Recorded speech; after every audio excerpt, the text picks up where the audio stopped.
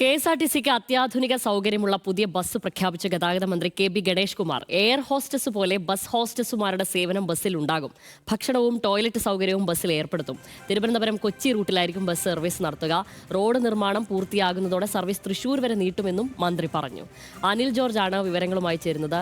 Bus hostess, Anil George, ഒരു നല്ല ആശയം തന്നെയാണ്. പ്രത്യേകിച്ച് നമ്മൾ ഈ ബസ്സൊക്കെ ഒഴിവാക്കി ദീർഘദൂര യാത്രയിൽ ട്രെയിനൊക്കെ പിടിക്കുന്നത് തന്നെ ടോയ്ലറ്റ് സൗകര്യങ്ങളൊക്കെയും ലഭിക്കുന്നതുകൊണ്ടാണ്. പിന്നെ അല്പം ലഘുഭക്ഷണമൊക്കെ ലഭിക്കുന്നുണ്ട്. അതൊക്കെ നമ്മുടെ ബസ്സുകളിലും ലഭ്യമാക്കുമെന്നാണ് മന്ത്രി പറയുന്നത്. വിശദാംശങ്ങൾ ശബലി, കെ.എസ്.ആർ.ടി.സിക്ക് ഒരുപിടി പുതിയ കാര്യങ്ങൾ പ്രഖ്യാപിക്കുകയായിരുന്നു മന്ത്രി.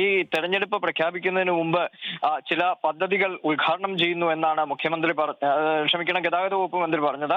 ഇന്ന് എറണാകുളം കെ.എസ്.ആർ.ടി.സിയുടെ നവീകരിച്ച ബസ് സ്റ്റാൻഡിന്റെയും ഒപ്പം തന്നെ പുതിയ ബസ് ടെർമിനലിന്റെയും ഉദ്ഘാടനം നിർവഹിക്കുന്ന വേദിയിലായിരുന്നു. പുതിയ ബസ് ഇലക്ഷൻ പ്രഖ്യാപിക്കുന്നതിന് മുമ്പ് താൻ ഒരു പുതിയ ബസ് തന്നെ പ്രഖ്യാപിച്ച് തുടങ്ങുകയാണെന്ന് മന്ത്രി പറഞ്ഞു.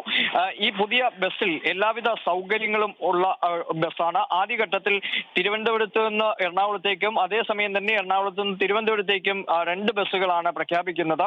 ഈ ബസ്സിലുള്ള സൗകര്യങ്ങൾ, ടോയ്ലറ്റ് സൗകര്യം ഉണ്ടാകും.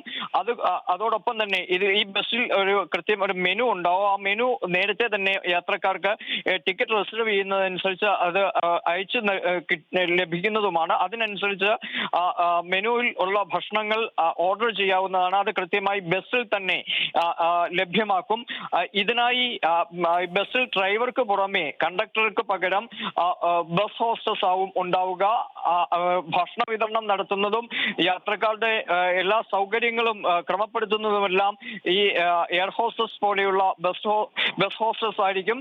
ഇത്തരത്തിലുള്ള സൗകര്യങ്ങളാണ് ഈ ബസ്സിൽ ഉള്ളത്. ഈ ബസ് ഒരു നോൺ സ്റ്റോപ്പ് ബസ്സായാണ് ആദ്യഘട്ടത്തിൽ വിഭാവന ചെയ്തിരിക്കുന്നതെന്നും ബസിന്റെ ബോഡി അടക്കമുള്ള കാര്യങ്ങളെല്ലാം നിർമ്മാണം പൂർത്തിയായിട്ടുണ്ട്. കളർ മാത്രമാണ് ഇനിയും ചെയ്യാനുള്ളത്. അത് ഒരാഴ്ചക്കുള്ളിൽ ആ വർക്ക് കൂടി പൂർത്തിയാകുന്നതോടെ ബസ് നിരത്തിലിറക്കാൻ കഴിയുമെന്നും ഗതാഗത വകുപ്പ് മന്ത്രി പറഞ്ഞു. ഒപ്പം തന്നെ കെ.എസ്.ആർ.ടി.സി ജീവനക്കാർക്ക് ആശ്വാസമാകുന്ന ചില കാര്യങ്ങൾ കൂടി അദ്ദേഹം പ്രഖ്യാപിച്ചിട്ടുണ്ട്. DA കുടിശ്ശികയുടെ കാര്യത്തിൽ എത്രയും വേഗം ആശ്വാസകരമായ ഒരു നടപടിയിലേക്ക് കെ.എസ്.ആർ.ടി.സി കടക്കും എന്ന കാര്യവും ഗതാഗത വകുപ്പ് മന്ത്രി ഉറപ്പു നൽകുകയും ചെയ്തു.